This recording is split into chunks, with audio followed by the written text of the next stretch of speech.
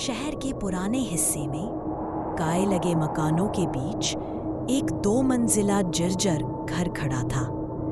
ऊपर से टूटी छत, दीवारों की दरारों में घुसा अंधेरा और बगीचे में सूखी घास। लोगों के अनुसार घर बदनाम था, लेकिन सस्ता था। यही कारण था कि अरुण और उसकी 6 साल की छोटी बेटी अनाया किराए पर वहीं रहने आए। अरुण की पत्नी का साल भर पहले निधन हो चुका था। उस हादसे के बाद अनाया बहुत चुप रहने लगी थी। अरुण चाहता था कि शहर का नया वातावरण शायद उसकी जिंदगी में कुछ बदलाव लाए। शिफ्ट हुए 2 दिन बाद अनाया ने लॉबी वाले कोने की तरफ इशारा करके कहा, पापा, मुझे यहाँ खेलने के लिए मायरा मिल गई है। अरुण मुस्कुराया। मायरा, नई दोस्त? अनाया ने सिर हिलाया। हाँ, मेरी गुड़िया। अरुण थोड़ा झिझका, क्योंकि उसे याद नहीं था कि घर में कोई गुड़िया लाई गई थी। लेकिन उसी रात कमरे में अनाया बिस्तर के पास बैठी एक गुड़िया लेकर दिखी। पुरानी, पीली, बटन जैसी काली आंखें, लाल कपड़े और उम्र की धूल जमा। अरुण ने सोचा कोई पहले वाले किराएदार की रही होगी, लेकिन उसे देखकर भी अजीब लगा। आंखें जैसे इंसानी लग रही थी। रात करीब 11:30 बजे अरुण को अनाया के कमरे से धीमी आवाजें सुनाई दी। वह दरवाजे के पास रुका। अनाया खामोश कमरे में बैठी थी और बोल रही थी, नहीं मायरा, मैं आज बाहर नहीं जा सकती, पापा सो रहे हैं। अरुण को हंसी आ गई। बच्चों की कल्पनाएं। कमरे में झांक कर देखा, अनाया गुड़िया को सामने रखकर उससे बात कर रही थी। अजीब बात यह थी कि गुड़िया की काली आंखें रोशनी में चमक रही थीं, जैसे पूरी बातचीत सुन रही हो। अरुण ने कहा, सोने का समय है बेटा। अनाया तुरंत लेट गई, लेकिन गुड़िया उसकी बाह के नीचे कसकर दबाई हुई थी। अगले 3 दिनों में अरुण ने नोटिस किया कि रात 11 बजे के बाद अनाया हर दिन गुड़िया से बात करती। कभी हंसती, कभी डांटती, कभी पूछती, तुम फिर से पुराना घर क्यों ढूंढ रही हो? तुम मुझे बाहर क्यों बुलाती हो? अरुण को बेचैनी होने लगी। एक बार उसने पूछा, अनाया, तुम किससे बातें करती हो?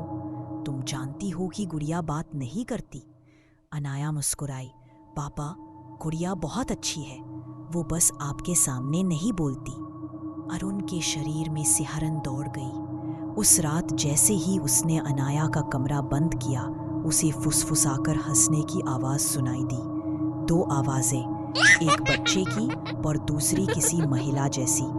लेकिन उसने खुद को समझाया, शायद उसकी कल्पना हो। चौथी शाम स्कूल से लौटते वक्त अचानक अनाया गिर पड़ी और उसके घुटने छिल गए।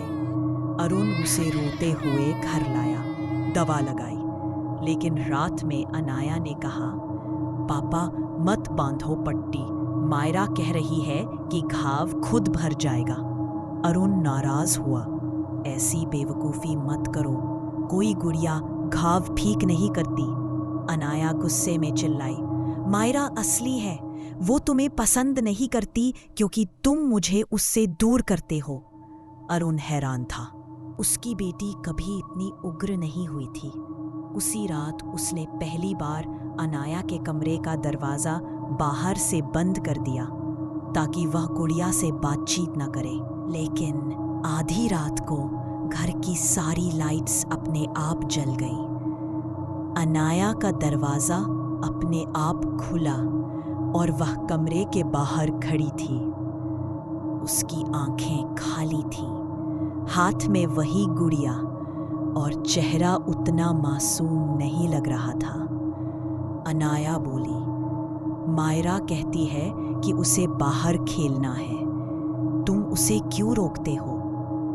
अरुण कुछ कह पाता उससे पहले ही गुड़िया का चेहरा उसकी तरफ मुड़ा और वह यकीन से जान गया कि वह इसे देख रही है। अरुण ने रात में सोने की कोशिश की, लेकिन उसे फिर वही फुसफुसाने की आवाज सुनाई दी। 2 आवाजें, खेलने, बुलाने, हंसने की आवाजें। काफी देर बाद घर में अचानक सन्नाटा हो गया। फिर कमरे की ओर से धीरे से आवाज, अब तुम्हारी बारी है खेलने की। अरुण घबराकर अनाया के कमरे की ओर भागा। कमरा पूरी तरह खुला था, पर अंदर खूब अंधेरा। उसने मोबाइल की टॉर्च जलाई।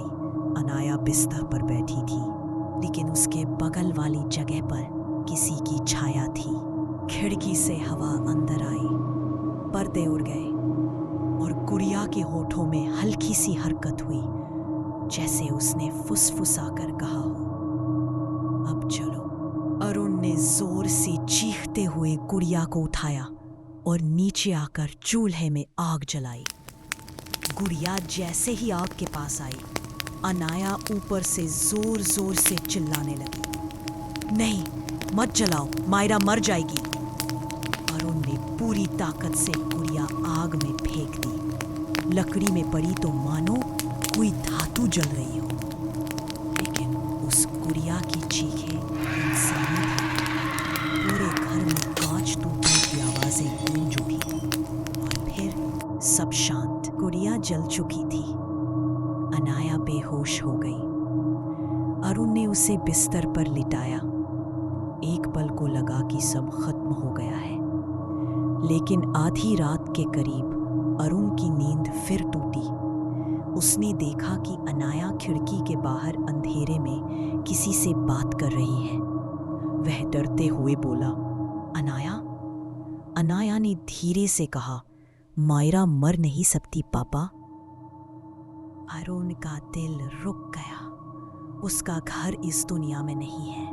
वो मुझे अपने घर खेलने के लिए बुलाती थी। वो कहती है कि जो भी उससे खेलता है उसे हमेशा उसके साथ रहना पड़ता है।